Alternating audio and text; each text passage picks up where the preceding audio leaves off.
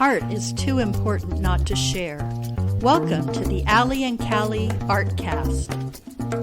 Hi, I'm Allie. And I'm Callie, and we're with the Coeur d'Alene Arts and Culture Alliance. Hello, everyone. Hello. I'm very excited that we are out of our regular studio. We are. We're in a lovely home.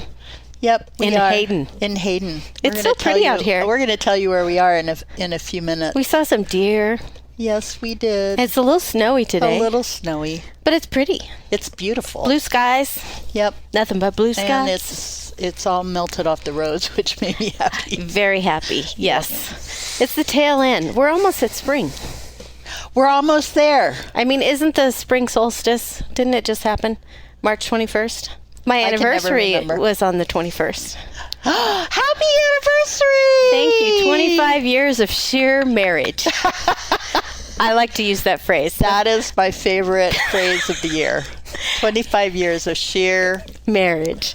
It's the pregnant pause after the sheer that really gets you on that one. Well, Stu has been fabulous, and we had a great time in San Diego, and I bought my ring. Remember that? Yes. When we bought our rings for our 25th anniversary? So you let him know that that's your 25th anniversary ring? That's my anniversary ring. Yeah, Kevin will find out later this year. And then, of course, we are going to Italy in a couple months. Yes, so we keep hearing about this upcoming Italy trip. I bet you can't wait till I'm gone, till I'm there. No, I just wish I was going with you. I know. I'm so excited. I can't stand it. I'm planning everything, but not to overplan it also. It's okay. I'm going to get you back after you get back. Because then you're going to Portugal. Yeah, and then I'll be that's all I will want to talk about. So there you go. Yeah. We're world travelers. Well, anyway, we are in the studio of Genie Higbee, who is a local artist and an author. And we're pretty excited to be here. Thank you for having us in your home, Genie. Oh, well, thank you for including me in your podcast. I always listen and it sounds like you're having so much fun, and now I see it actually is. It is fun. Especially when we have a little champagne. I know.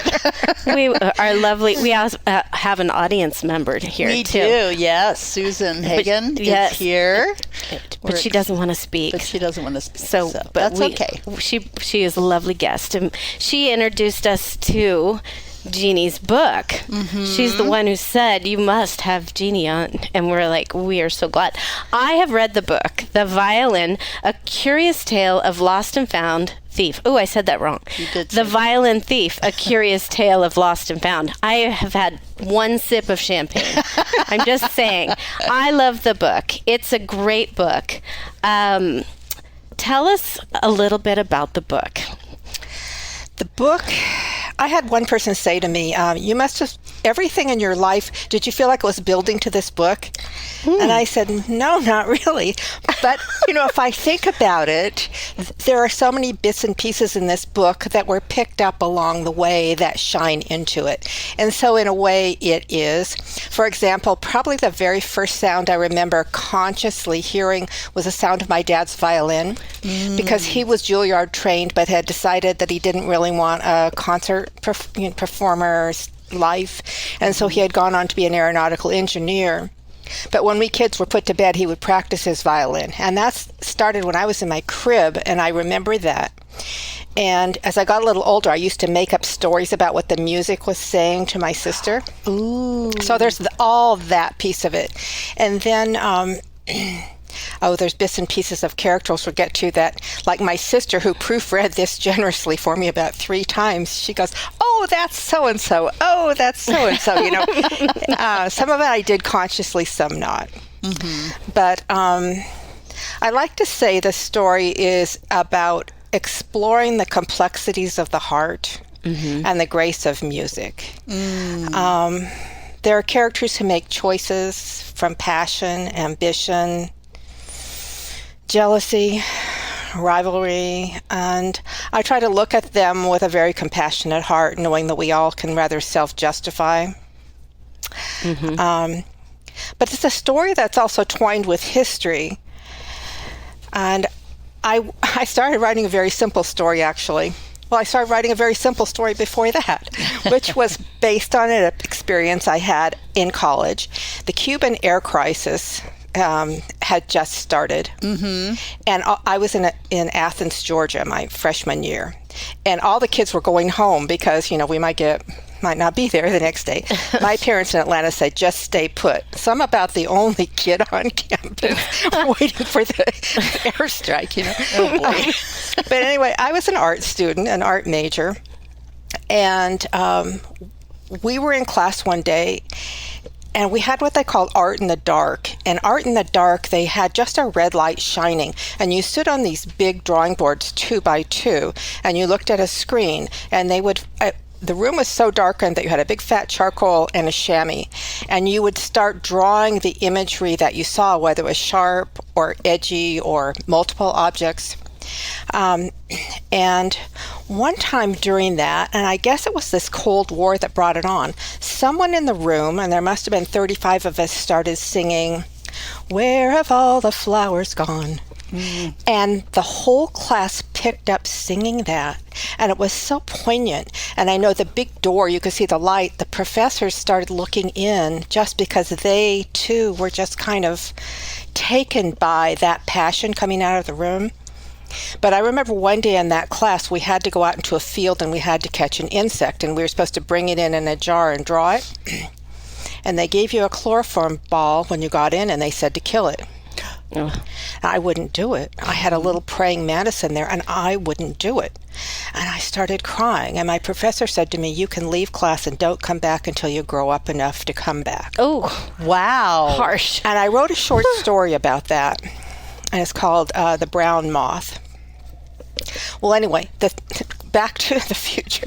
I'm writing a novel, and it's based on an over-idealistic art student who gets kicked out of school because not only does she disobey the rules, but she also burns her bridges there.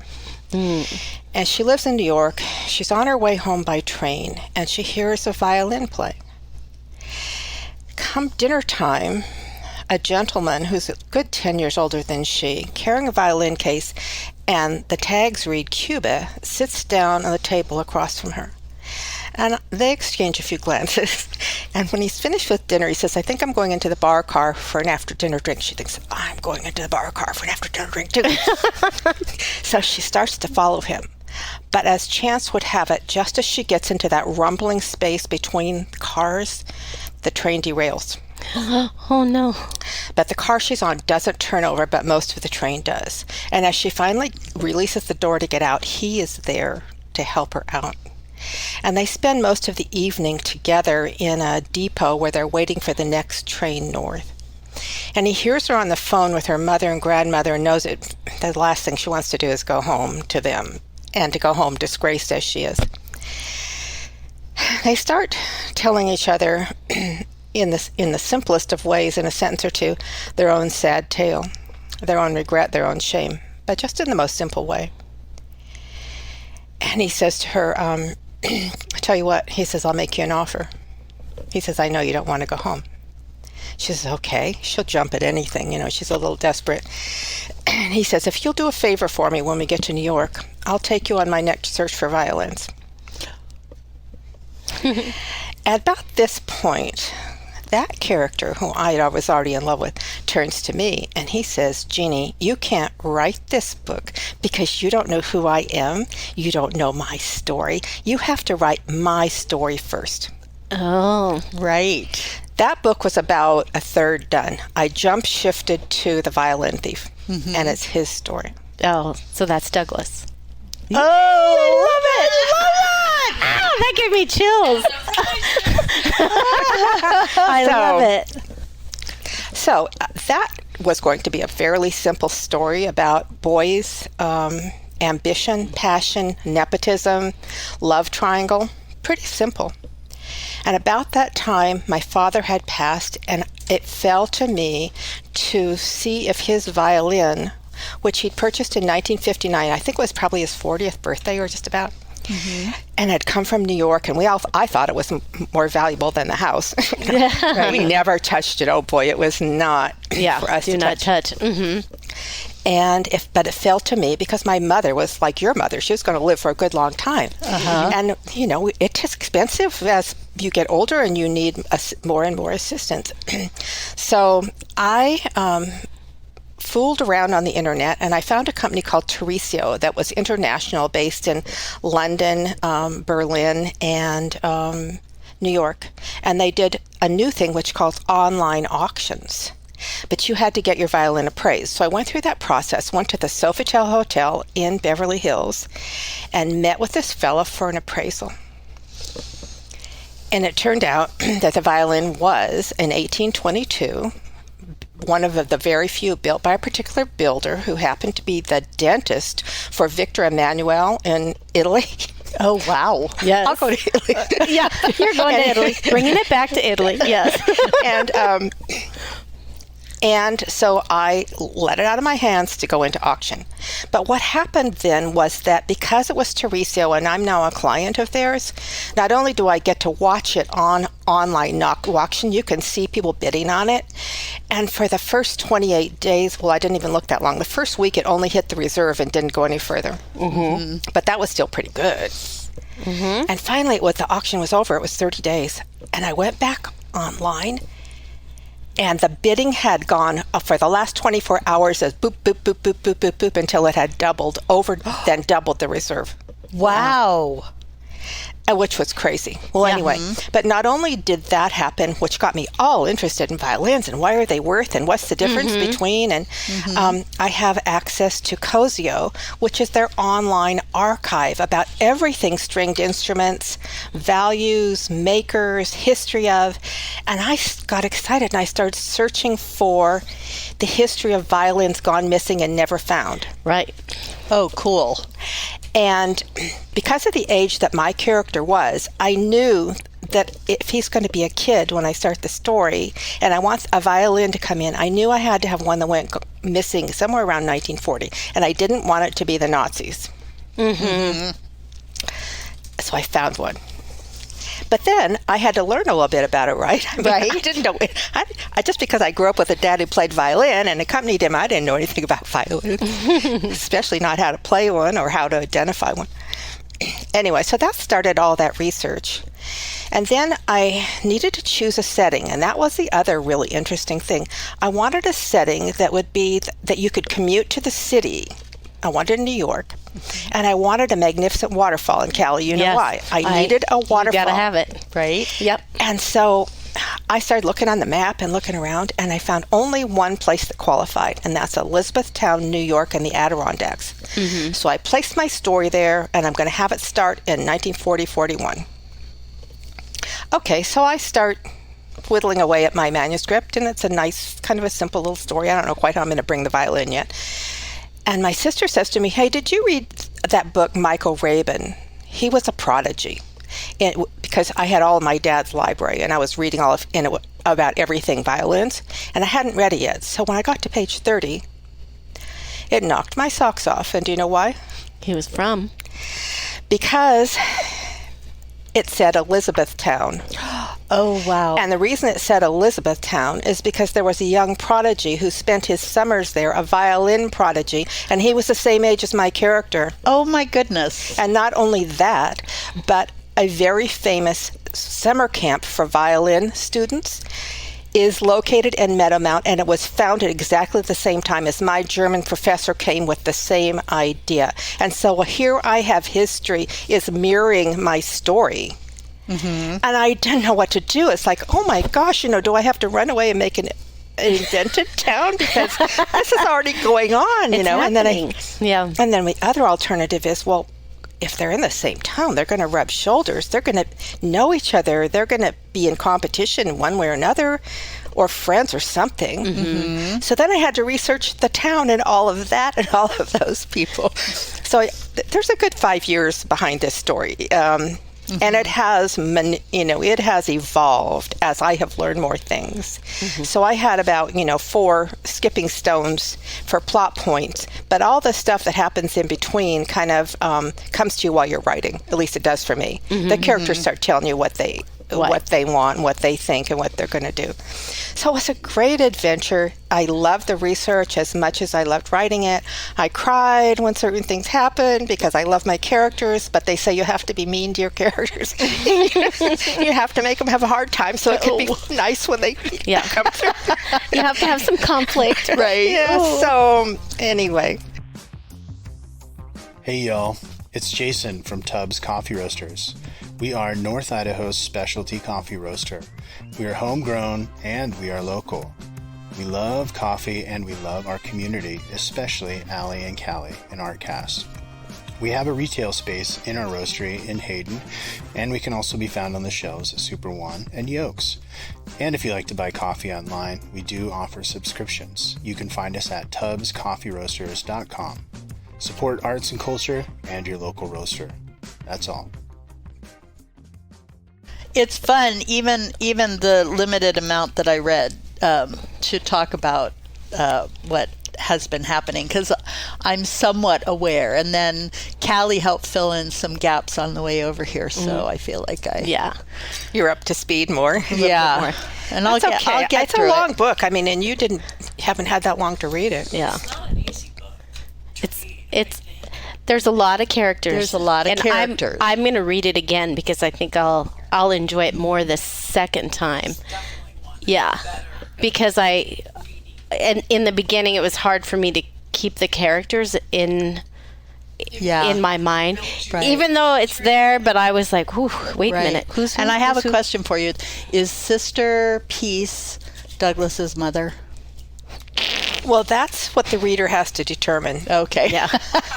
I decided that early on, and then Callie and I were talking about it, and she kind of said she thinks maybe. Yeah, I believe I will so. tell you this: there are some clues, because one of my favorite authors, and Susan's too, is Amar Tolles. And when he wrote A Gentleman in Moscow, he said he took a chance that a reader would stick with him. And he said he spent the first 50% of the book building it up and dropping clues, and then he runs away gives you a plot. And I don't have that much faith in anybody who would read my book, but I did. But I did like dropping some clues. And if you read, when you read it the second time, you will find those clues. I actually want to come back to that. When you were, there was a character, and I can't even remember how he came into the story. He's the Russian writer. Oh yeah, Lermontov. And Douglas asks, I don't know who my parents are. And then he writes this story. This is who your parents are. And I loved that because I thought that was quite a clue. Mm-hmm. It was. That is the biggest clue. It's a very thinly veiled story of what actually happened. And Yes. Douglas doesn't want to hear it. He doesn't want to know it. And it's like poo-poo. But Lermontov says, shall I tell you a story, you poor wretched creature? Help pull you out of your cave of darkness. Let me tell you a story. And so he tells me exactly what went on. Exactly. Now, my sister asked me a question. She said, why did Sister Elder send him to Lermontov? I mean, to polish shoes, of course, and get out of trouble for the summer. Right. But I hadn't thought if she kind of sort of wanted him to tell. Learn. I didn't anticipate that, but maybe she was actually in her subconscious. She just thought, this is the person who can tell him. Mm-hmm. Because if you go back to that story, there is a novelist that comes and keeps Sister Elder company when she's going through her travails and sees her to the hospital. So maybe that's him. It is him. It is him. And why do you think he has the penthouse of her hotel? Okay, because I was trying to figure out how. See, that's why I wanted to read it again, because I was like, well, how does he come about, and how does he know the story? Yeah. And I was like, oh, did I miss it? How did I miss it? Yeah. So Well, it's very... Yeah. I love it, though. I love that because it was very... Oh, it's very full of a lot of information, and it got my brain working, and I was really enticed to read more. And as I was reading it, I was like, oh, I have to remember that. And then I wish I would have highlighted things. Because I was like, remember this. You want to remember this, because I tend to sometimes I read too fast and then I forget what I've read, and that's a bad fault of my own. And so that's why I will read it again, and then I will catch those things that I missed, which is why sometimes I watch movies twice, because I do too. I forget what I you're watched. so eager for the plot the first time through with a movie or a book. You just want to find out what's going to happen. Yeah. And then when you read it the second time, you get the author's nuance or the actor's nuance. And that was the other thing. I also love that the violin spoke, and it spoke in measures. You would get... I'm so glad that you told us about the brackets, because I was prepared Did you know that? for that. Look, see the how all measures. music starts with a bracket and then it's divided into measures? That's how I let the violin speak. Susan was saying that she didn't understand the music, the violin 253-1 or Muriel. She Magic Muriel, how she spoke. And she's got these measure breaks or brackets, and as she speaks to Douglas, and it's like in his mind, but he hears it musically in staffs, and it's just it's really clever. I think it's very clever. As a musician, I got it, but thank you. Yeah, I mean, I don't know if everyone will, but I think musicians might. But it's just neat. I think it's clever. I struggled with that. I wrote it several different ways for formatting, because I didn't want it to look like conversation. It isn't meant to be heard by anybody. It's not a person speaking. Right. It's a vibrational communication. And I had read a book that I just fell in love with. I don't think anybody else would like it. It's called The Coward's Tale. And it's a Welsh story, and it's written in a very Welsh style of almost sing-song, not poetry, like storytelling kind of thing. And I adapted that to my violin speak, because it's an old creature. I mean, this thing is like 2 centuries old. Right. It understands contemporary, but it doesn't necessarily speak contemporary. Right. So it's kind of a combination of music and that Welsh storytelling style, and a little bit biblical, I guess. So it is, and like that. But well, there's so many wise. I like there was another. I dog-eared a couple of things. The family that Douglas has. He says when later in the book, when he's becomes Crow, and one of the characters asks, tell me again about your family. And he says, I grew up raised by 5 aunts and 3 uncles with no clear mother or father.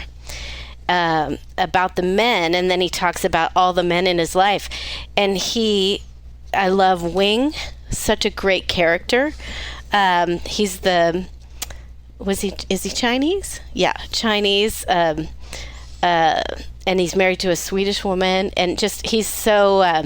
he's probably one of my favorite characters, because he's so wise and just has great insight, and just kind of a muse for him. I just feel like he has so many muses that he doesn't realize that until later in life that they were guiding me, in their own way. Kind of like parental figures. Yes, and the other one, I don't know how to say Gato. it. Yeah, Gato, and then is it Siazo? Is that Siazzo? Yeah, the other teacher, who was brilliant and really taught him how to play and listen and enjoy the music before he would even let him play. And then he feels like he betrayed him when he goes back to Stoya. And I just love that there, you don't always, your family isn't always born to you. You find the family around you. That was also really great. And there's a place close to where you are where Gatto says, take from each the gift that they gave you. Yeah. You are luckier than most sons. Yeah. Oh, yeah. Yeah. Because, I mean, Auntie Evangeline was like an auntie maimed to him. Yes. She taught him to be a little adult. Speak up. Don't be a kid. If you don't like something, let's talk about it. Kind of thing. And he got to light her cigarette, which is a big deal. And she served him cream de menthe with oodles and oodles of cream. I mean, so she was fun. Yeah. Right. And then Wing, drew him a little avatar. And one of my friends pointed out to me, she said, your dad was a pen and ink illustrator, and he drew cartoons too. I said, oh yeah. So Wing seemed kind of familiar to me, because that's so sweet and pleasant to have someone sitting and drawing, making magic happen on the paper. Yeah, there were so many, the great touches. I love that. And then there was something else I wanted to bring up that I was like, well, there's so much atonement and kindness and courage, and then a lot of tragedy happens in the falls and happens to Douglas, but then there's positive. Who knows where it goes? To the next book. To the next book. I feel that one of the reasons I wrote the book is that one of my mantras is, although we may all be battered by life, there's one gift we can continue to give, and that is kindness. Mm-hmm. Yeah. And that is the bottom line of the book. It's like, as much as you struggle, as much as you're in pain, as much as you're imperfect, you can still be kind to others. And I think that's something, I didn't write this book to put a big message out there. I just wrote it because that's a story that came to me. And it was, they say every novel or every painting is a self-portrait. Mm-hmm. And I think the book is in that way, that I'm not trying to titilize people with suspense, although there is suspense, or with mystery, but one person said to me, it's actually a mystery. I'm not trying to make a crime novel, that you just go want to flip through. It's like, oh, that's horrible, I'm excited. I'm really trying to put something pure in a certain sense into the world to reflect on. Right. And that's who I am at this point in my life. It's like, why can't we just be nice to each other? Yeah, right. Can't we just get along? Right. Yes. So. What was also nice is I will say, as a musician, every music piece you put in there, I put on as I was reading it. If Douglas was playing it, I put it on. Oh, that's fabulous. And it was great because I could understand, when you would say the staccato of this, and then I could hear it in the music and go, oh, I can hear him playing this. So it helped me so much have that in the background. I kind of want that in all books now.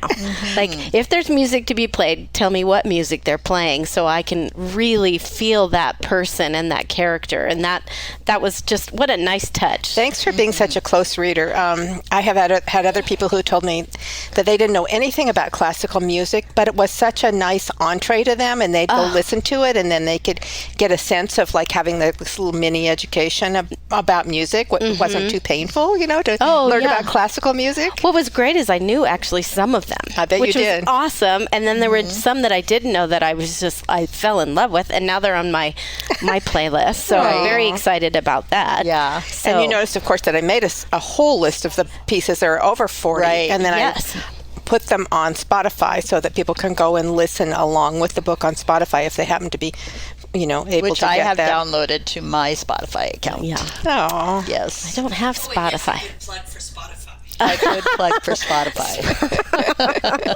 Ding, ding, Spotify. Well, Jeannie, I want to, Callie and I were privileged enough to be invited to your book club. Oh, right. And got to listen to you speak about another book and do a little book review. And it's amazing the insight that you have.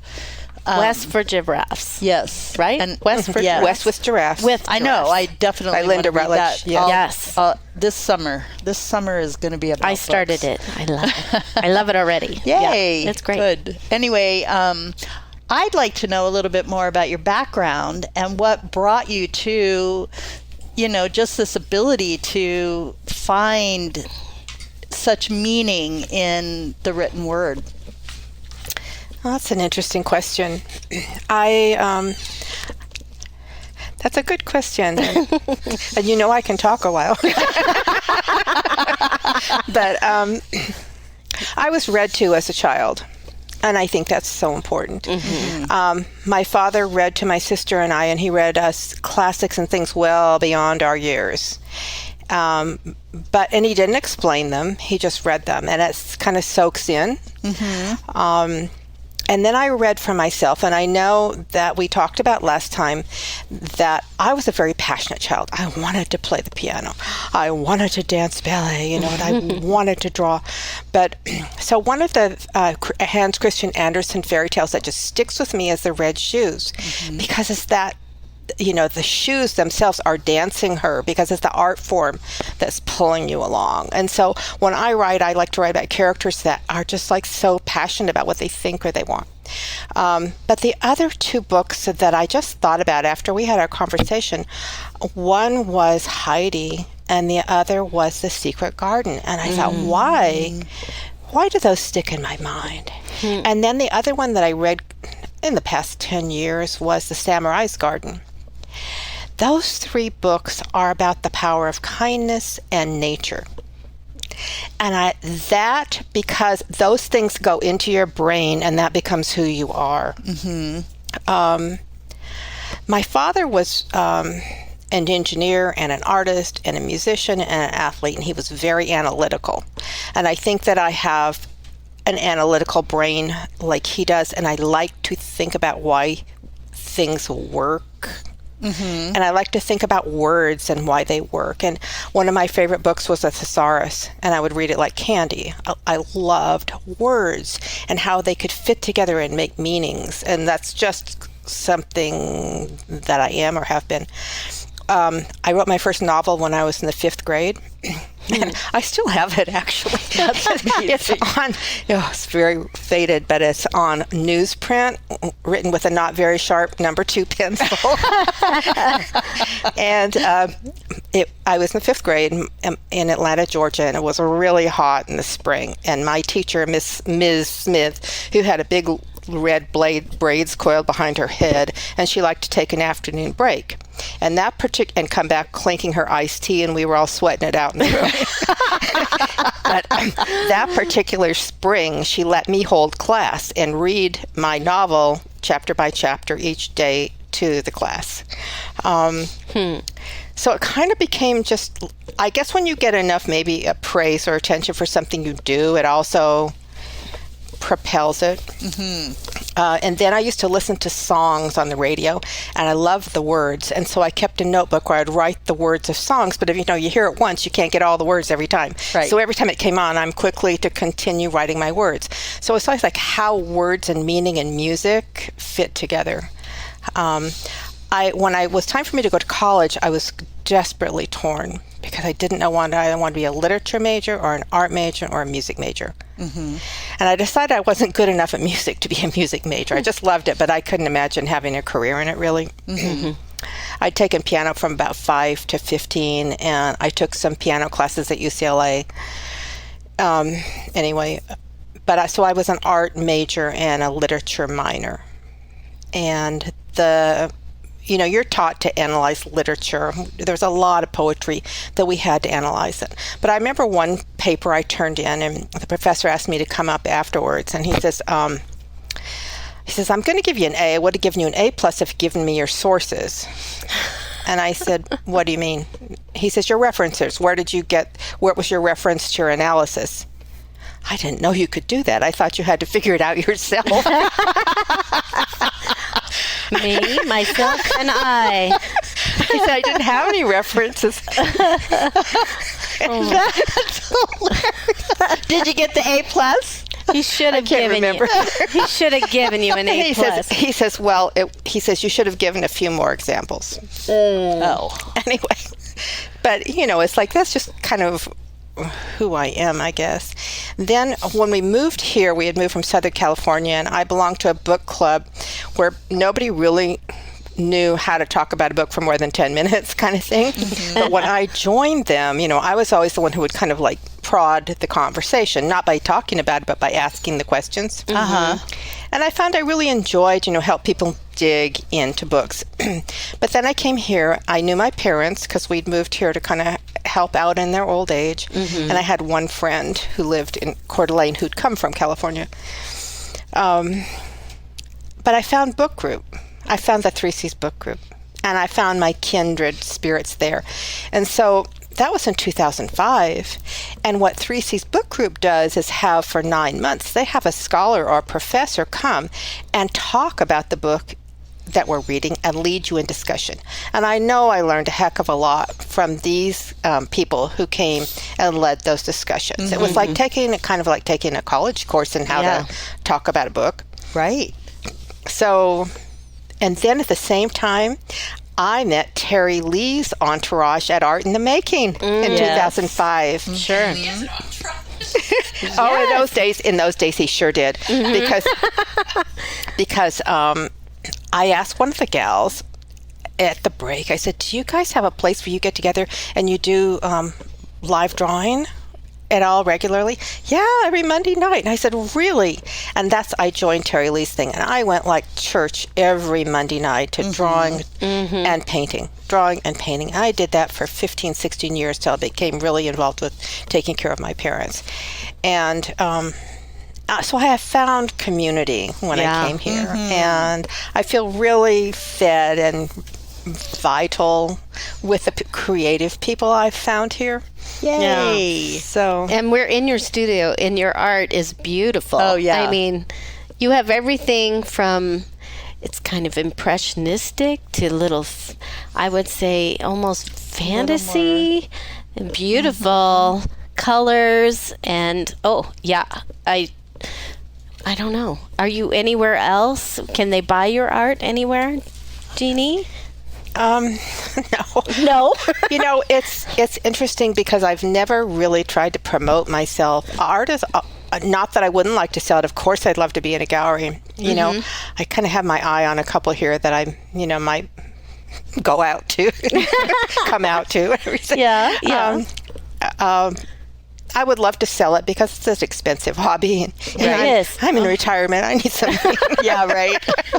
Oh, yeah. And I have hundreds of paintings because, when I'm in writing mode, I write about 3 to 4 hours a day and I paint 3 hours a day. Wow.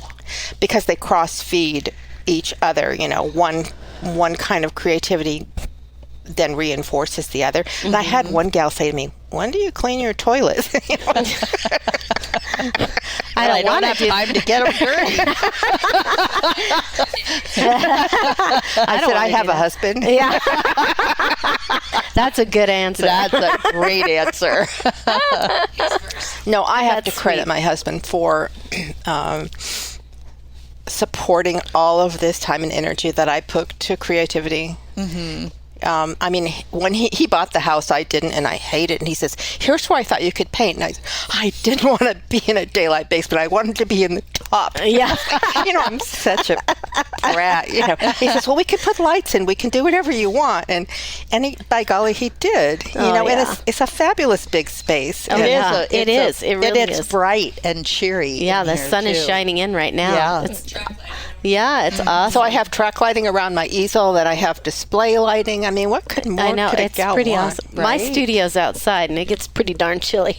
So I'm a little jealous. But I have participated in the studio tours, but both 2 or 3 times. But I've been with Kyle Pagliacco, who generously opened his space to me. Yes, I remember the year that you were on, that I was working the studio tour. You had brought the bus that year, remember? Oh, yeah. And I was in his studio at that point. Yes. I remember that. That was the year that I thought it was so wonderful that you had planned the square, The little guys. format, editions. little paintings that everybody was going to do. We'll do those again. That was such a great thing. I hope you continue that. Yep, we're doing those again. We're doing little pieces. Little pieces. Yeah. Yeah, for sure. Yes. Hey ladies, have you heard about NIA yet? Hi, I'm Marilee Wallace, and I'm a proud board member of the Coeur d'Alene Arts and Culture Alliance and owner of NIA. That's short for the North Idaho Alliance. We specialize in leadership development, specifically focused in connecting women to programs, workshops, and networking to educate, empower, and enrich their lives. Our goal is to make positive impacts in the community while helping other women in North Idaho succeed. Next up is our annual Onward and Upwards Women's Conference set for May 24th, and our new event, Women with Cool Jobs, scheduled for early summer. And then keep a lookout to register for our super popular Women of Impact Leadership Roundtable series. That begins every September. So I hope you'll look us up. We're at thenorthidahoalliance.com. Find us on Facebook or just give us a call, 208-660-1557. Go out and make it an impactful day. Well-Read Moose has my book now, and it comes spring. I'll be doing an author event there. Oh, Perfect. great. And Yeah, let us Angie's know. in Spokane will have my book, and I'm hoping that I'll have an author event there. I also am going to reach out to Northwest Passages in Spokane as possibility of having an author speak there. So Nice. you may see me out and around. Good. If so, come by and say hi. And let me just remind you to go to the Arts and Culture Alliance website. We have a really user-friendly calendar, and when you have book readings or book events, please put them on the calendar so people will promote it. Yeah. And Thank you. When will your next book be out? When are you going to finish the one that you started that you had to stop and do this one? That's a really good question, but its title started out to be Isola Lost, but now it's called To Save a Thief. Oh, I got a chill. And that's a good sign. And the subtitle on this, A Curious Case of Lost and Found, I wanted to bring the flavor to it that, there's like the curious tale of Benjamin Button. Right. I mean, there's something that requires the imagination here, like Pinocchio, like a fairy tale. It's real, but yet there's something like a Isabel Allende. In fact, I was so flattered to have my writing compared to Isabel Allende in one editorial review. But there's something that requires the imagination. It's like something that could be true. Like, we all say, what if these walls, what would this house say? What would these walls say? Or I wish I could have been that guy's baseball mitt, the stories it could tell. But we all say, what if a violin could talk? What has it seen? Where has it been? So it's like this conversation. It's like, why isn't it possible maybe that something has sentience that we aren't even aware of? Right. So in the second book, I don't know really how that's going to come in, but I know that it will, not in the same way. But it's something kind of fun to bring you into another layer of conversation. Yeah. I love it. I love that. I'll be ready.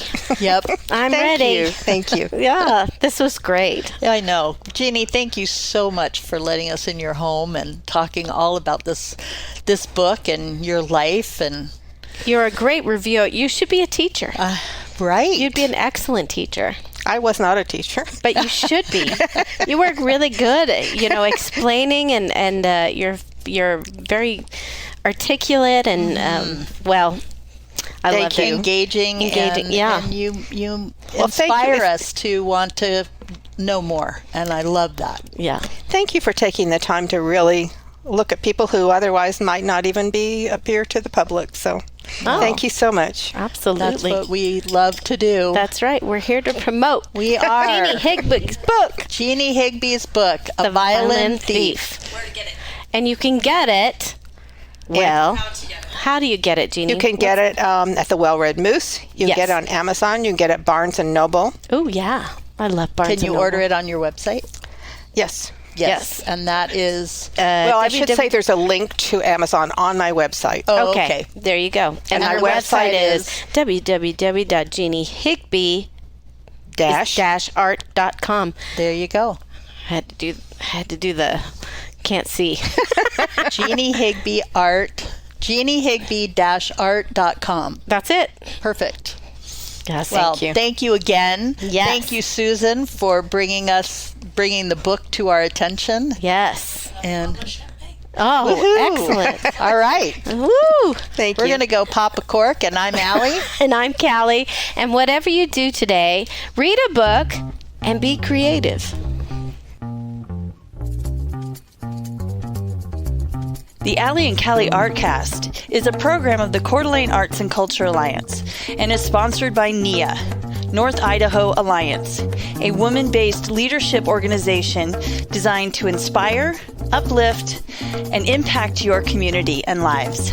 And Tubbs Coffee Roasters, globally sourced, locally roasted coffee.